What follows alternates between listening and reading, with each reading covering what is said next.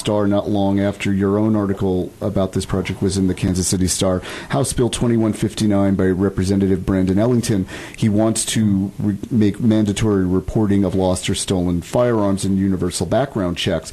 So if a bill like this were to pass, how do you think this might affect the tenor of your project and going forward? I mean, is that it's the law is the law, but is that enough? It's not enough, I don't think, particularly because of the nature of these handgun violence that we're seeing.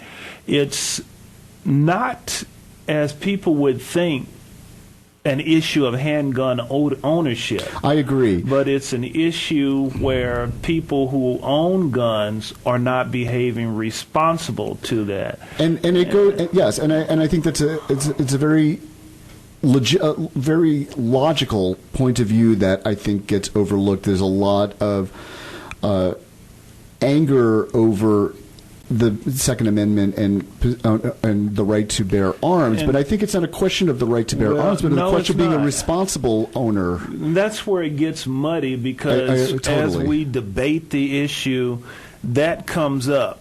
The Second Amendment rights and where people are looking at the NRA and so forth. But I'm looking specifically in the urban core. Who is driving this? What is causing this? And what is driving people to do this? Right. I think if I were to maybe gather up guns and buy back guns, I don't think I would put a dent in what's going on because that's not what's driving these murders. It's people being irresponsible with their tool of choice. Right. And there are two things that we have to talk about is teaching each other to respect one another. It's community driven. Right. This is, don't allow people to think that the bad eggs can take over because they can't. And, right. And you won't. And I think seeing artwork like this, I think there's this very special relationship in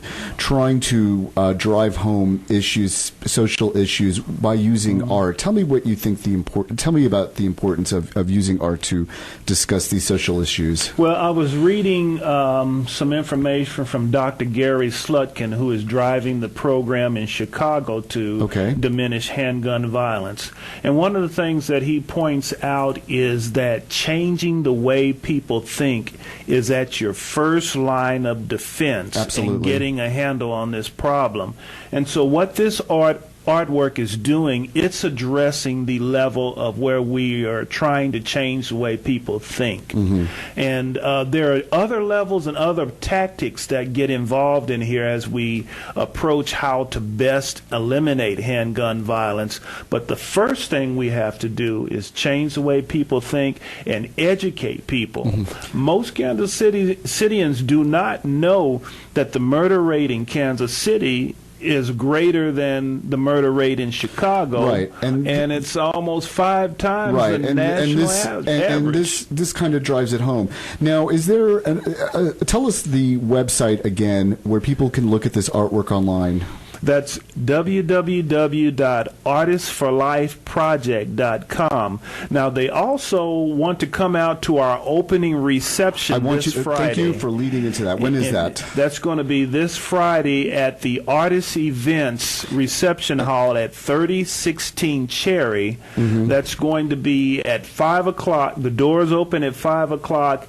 At 6:30, we'll be doing special presentations. The mayor is going to be out, Mayor Sly James. Good. And we'll have others, representatives from Kansas City No Violence Alliance, and others that will be making presentations to the attending audience, where we'll talk a little bit about handgun violence. We'll remember some of the people that have passed as well. Sure. And enjoy the art and share. You'll be able to meet the artists that have created this work. I think that's a great opportunity, especially for a lot of the younger artists who are just getting started. This is a great way to kick off their careers and to help them get involved in. There's a lot of socially engaged art, I think, is the most provocative and I think it has the strongest and longest lasting impact. So I'm really thrilled that it's unfortunate that it needs to be done, but I'm glad that you're here and doing it, Darryl.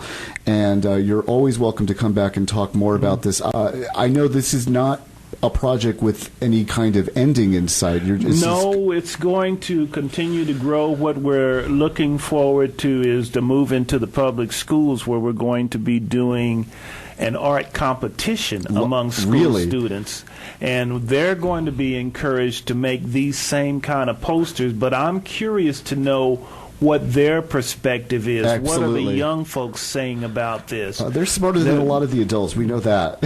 And they might have the answer. Somebody might come up with that idea that's, I never thought of that. That's right. Well, and I think the start of some of these answers are sitting right in front of me in the studio. So I would like our listeners to please visit the website, artistsforlifeproject.com.